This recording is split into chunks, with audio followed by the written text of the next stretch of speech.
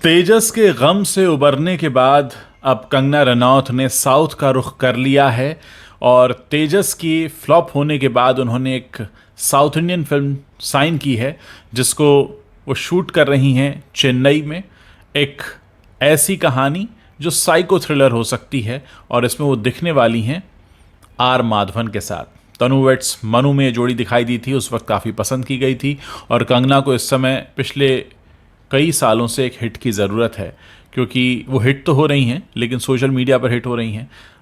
उनका करियर काफ़ी ढलान पर है। पिछली फिल्म तेजस बुरी तरह फ्लॉप हुई है और उससे पहले भी आई कुछ 4-5 फिल्में फ्लॉप हो चुकी हैं। बहरहाल ये जो नई फिल्म शुरू की है उन्होंने, जिसकी शूटिंग आज से शुरू की है उन्होंने, AL विजय इसके डायरेक्टर हैं और साउथ का एक बहुत अच्छा क्रू इस पर काम कर रहा है। ज़्यादा डिटेल्स नहीं हैं लेकिन आप इतना समझ सकते हैं कि राइट विंग को हमेशा से सपोर्ट करती आई कंगना रनौत ने अपने फिल्मी करियर पर ध्यान देने की जगह जब से राजनीतिक बयानबाजियां करनी शुरू की हैं तब से उनका करियर लगातार नीचे की तरफ जा रहा है। हो सकता है अब डाउन साउथ से कुछ अच्छा काम लेकर वो वापस लौटें और फिर से अपनी जगह बना पाएँ। और इससे पहले कि हमारे देश में अभी जो विधानसभा चुनाव हो रहे हैं उनके रिजल्ट सामने आए और अब कौन सी पार्टी जीतती है कौन सी हारती है वो तो बात की बात है। लोग कह रहे हैं मध्य प्रदेश में तो भाजपा हारने वाली है, खैर, और छत्तीसगढ़ में भी यही होने वाला है। अब इस तरह की खबरें इससे पहले कि घेर लें पूरे मीडिया को, उससे पहले कंगना ने अपना अनाउंसमेंट कर दिया है। तेजस के गम को भुलाकर वो पहुंच गई हैं साउथ और उन्हें उम्मीद है कि साउथ में इस बार उन्हें सहारा ज़रूर मिलेगा।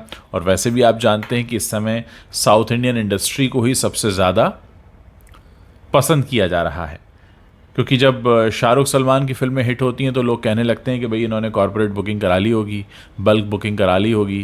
जैसे सलमान की फिल्म अभी भी संघर्ष कर रही है बॉक्स ऑफिस पर, टाइगर 3 की बात कर रहा हूँ मैं। तो कुल मिलाकर मामला ये है कि कंगना रनौत को शायद अब समझ में आ गया है कि फिल्मी दुनिया में अगर बने ही रहना है तो अच्छे लोगों के साथ अच्छा काम करने की ज़रूरत है।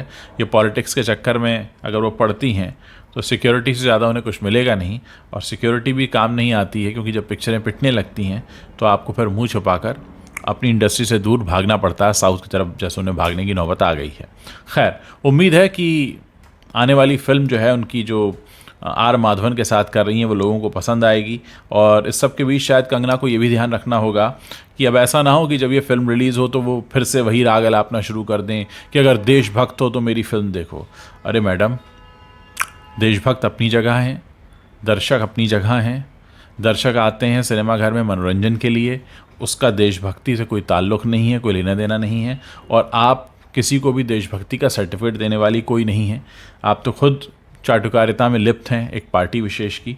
तो बेहतर ये होगा कि आप अपने काम पर ध्यान दें, अच्छी फिल्में करें। आप नेशनल अवार्ड विनर रही हैं, लोगों को आपसे अच्छे काम की उम्मीदें हैं, लोगों के लिए मिसाल बनिए, लोगों के लिए तमाशा मत बनिए। क्योंकि पिछले कुछ समय से आपने जिस तरह की बयानबाजियां की हैं उसमें लोग मज़े लेते हैं, आपके बयान को रीट्वीट तो कर देते हैं लेकिन वो लोग आपकी फिल्में देखने नहीं आते क्योंकि उनको पता है कि फिल्मों से ज़्यादा ध्यान आपका कहीं और है। उम्मीद है कि इस बार ऐसा नहीं होगा और न तो आप ऐसे कोई बयान देंगी कि जो देशभक्त है वो मेरी फिल्म देखने आए, ना आप अपने पुराने बयानों को फिर से रिपीट करेंगी जिसकी वजह से आप सोशल मीडिया पर निशाना बनती रहें। Wish you all the best और हो सकता है कि एक अच्छी कंगना हमें फिर से वापस मिल जाए।